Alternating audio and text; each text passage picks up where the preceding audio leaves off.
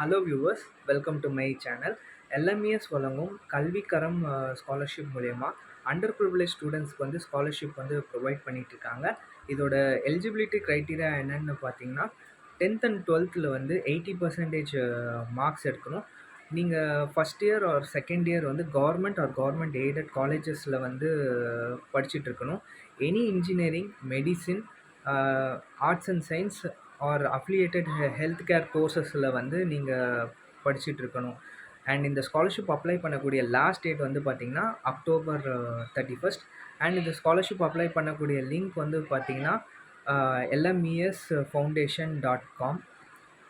இந்த ஸ்காலர்ஷிப் முக்கியமாக single parent ஸ்டூடெண்ட்ஸ்க்கு வந்து ப்ரிஃபரன்ஸ் வந்து அதிகமாக தராங்க.